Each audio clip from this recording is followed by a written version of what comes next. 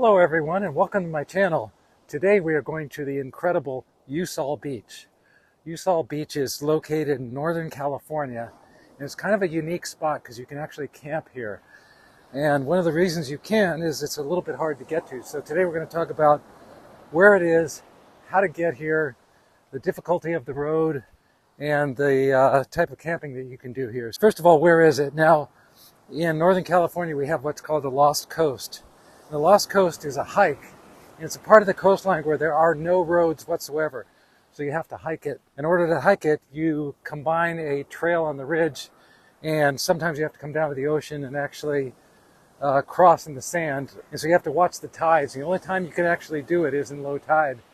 So it's an interesting hike, but that's a topic for another day. That area is from Shelter Cove to Mattole Beach, and we are south of that. We're south of Shelter Cove. And then at the other end of where I am is where Highway 1 leaves the coast and heads inland and connects with 101. And there is no more Highway 1. At a place called Westport on the coast, goes for a few more miles, and then Highway 1 heads inland. And just a little ways after it heads inland is a road called USAL Road. USAL Creek is the first creek as you're going south to north on Highway 1 that Highway 1 actually does not cross. So it's kind of a unique spot.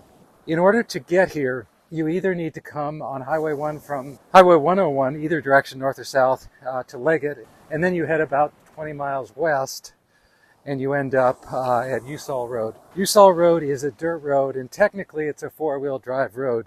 I've been here a couple times before, and both times it was dry. And in a good two-wheel drive, you could probably make it. It's not a Jeep trail, but a good all-wheel drive is probably necessary. Now today, it's wet and slippery and muddy due to fog. And I would say today it's definitely a four-wheel drive road. I'm in my Sprinter van. It's a four-wheel drive. It's got big, oversized KO2 tires. And I drove the first part in two-wheel drive just to check it out, see if I could make it. And it was doing okay, but once it got wet and slippery, I put it in four-wheel drive in low range and finished up the drive that way. So that's the way to do it. It's about 6 miles from Highway 1 on USAL Road to get to USAL Beach. It's a beautiful drive. It's incredible. It's a kind of a one-laner. I passed a few people, and I was very lucky in that the first two people I passed in an area that was wide enough where we could fit a couple of cars. And then the next guy that I passed, I saw him down the way, and there was a turnout right where I was. So I was able to turn out and just wait for him. And we passed that way. The other thing you'll notice out here is that it's fairly foggy, and that's kind of common at USAL. It's usually not going to be super warm. There's often a lot of bird life, but it can be foggy like this. So just be prepared. You know, you might want to have a fire, bring some sort of gas fireplace in. I'm not sure if fires are allowed, wood fires. There are fire pits. The other thing I would say about USAL is that it's kind of an outlaw camping place. There are rules, but people kind of tend to ignore them. I've heard all these stories of all this outlaw stuff going on, you know, guns being shot and wild parties and loud noise and just like a lot of crazy stuff. But when I've been here, it's always been pretty cool. Most of the campers are pretty cool. So it is one of those places where if people keep screwing up and leaving garbage and stuff, probably the BLM or Forest Service or whoever is in charge is going to, you know, stop the camping and disallow it. So I think it's good to be on our best behavior. Try to leave your place cleaner than you found it. I usually try to grab another couple of pieces of trash or whatever and take it out so I can claim that I've left it cleaner than I found it. That's always a good idea. Let's talk about the history of USAL Beach. And the first thing is, where does the name come from? Well, it's a kind of a strange name, right? USAL, U-S-A-L. But if you think about it, it's not as strange as it seems, because this place was originally occupied by USA Lumber. So that's where the L comes from lumber. So it's USAL, and that's USAL. So this place was first occupied in 1889. And the USAL company built a big old mill.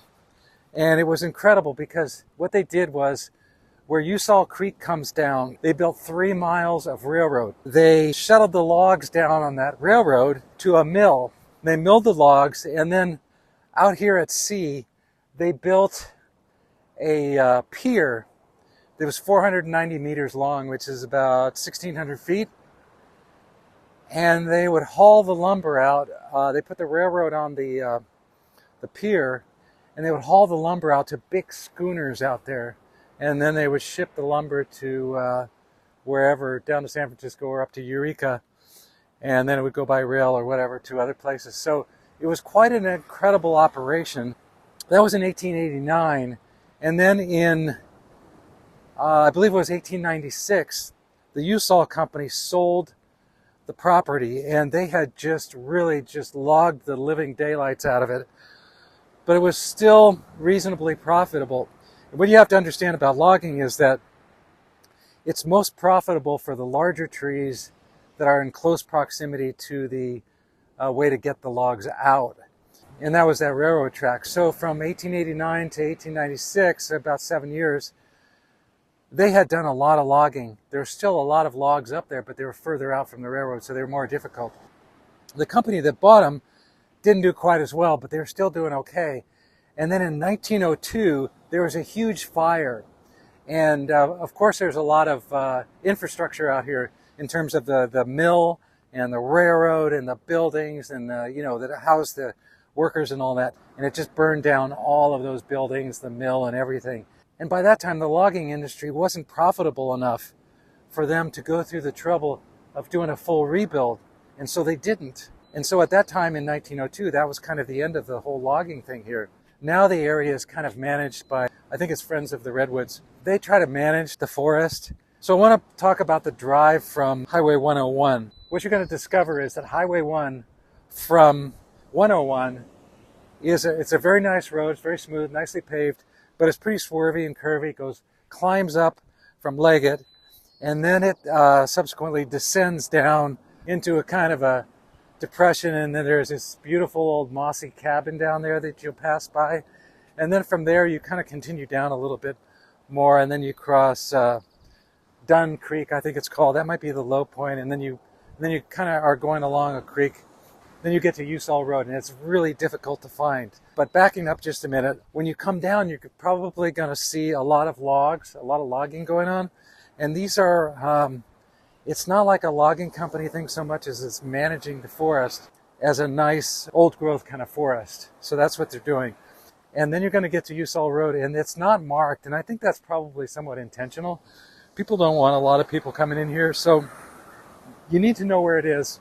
Again, it's 6 miles on the dirt road, but it's pretty good. And then you're here. There's a lot of camping in the trees at this location, but a lot of people enjoy camping on the beach. I'm not sure that's legal. I heard one guy say he thought it was not legal to camp on the beach.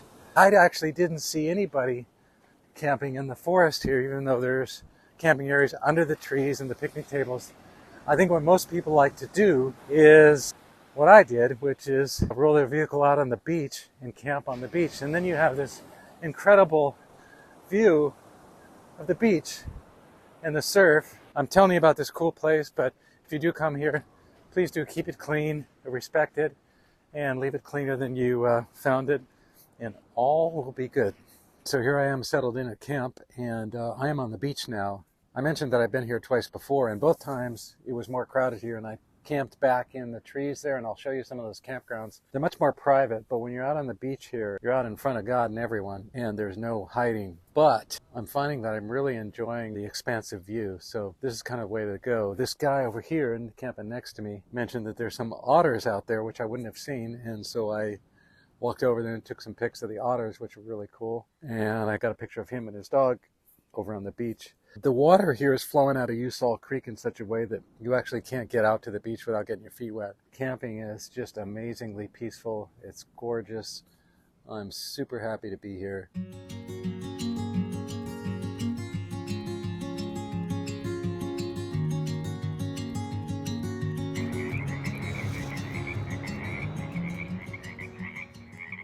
Good morning and good day, everyone. It's a good time for some coffee this morning. It was a foggy night. It's a foggy morning. We're probably not going to see the sun today, but that's okay. So today we're going to walk around and we're going to check out the beach area and we're going to check. I'm going to show you the camping area, the in the trees kind of camping, and then we're also going to walk around kind of the main area where the party place is. Now this lagoon out here is fuller than it usually is. I've been here in the fall normally. It's the spring now, and there's a little bit more flow out that way, so it's a little bit challenging getting across, but you can do it. And the lagoon is slightly stagnant, so as a result we had tons and tons of frogs last night. So we had a beautiful, peaceful night with the noise of the frogs and the ocean, so it was really quite nice. All right folks, so right now we are walking along the access road. The beach is behind me, and I'm sort of walking out toward the camping areas in the trees. So we're going to check those out, show you what those look like, and also show you the outhouse that's along here that you're expected to use to keep the beach clean. Okay, as I walk along the main road, you can see there's another access spot. There's more camping back there, and there's this incredible stand of trees. I'm not sure what they are. They might be white birch or something like that. It's really amazing. So again, if you want shady camping, there's plenty of that to be had. Okay, there's a kind of unusual thing here at USAL, and that's this plaque in memorial to this young girl who apparently was partying with friends and fell out of the back of a pickup during the party session. I'll show you a little close-up of it so you can read the plaque. She ended up dying after just partying and having a good time and falling out of a pickup. People have left some things, including a photograph of the girl. She was 18. Her name was Catherine Rose Martinez.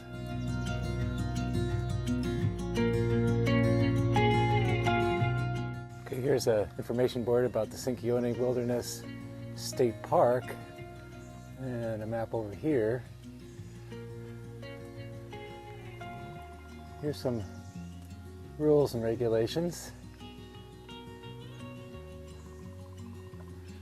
And here's an interesting one that nobody seems to pay attention to. It says no driving on the beach. Everybody does that. No OHV use. Must be street legal. I haven't seen that this time. No weapons. No fireworks. I've heard about weapons and fireworks. It says no drones, but everybody uses drones. And camping in creek bed or on the beach. Well, everybody here is camping on the beach except for one person. There's 8 people camping. And here is the map of the outhouses, and apparently there's 1, 2, 3, 4, 5. Okay, so now I'm walking on the road past the information board and the turnoff to the beach. And I think this is more where the village used to be, up this way, so we're going to check this out. Okay, so here's another outhouse that looks a little bit messy. Here's a tsunami warning.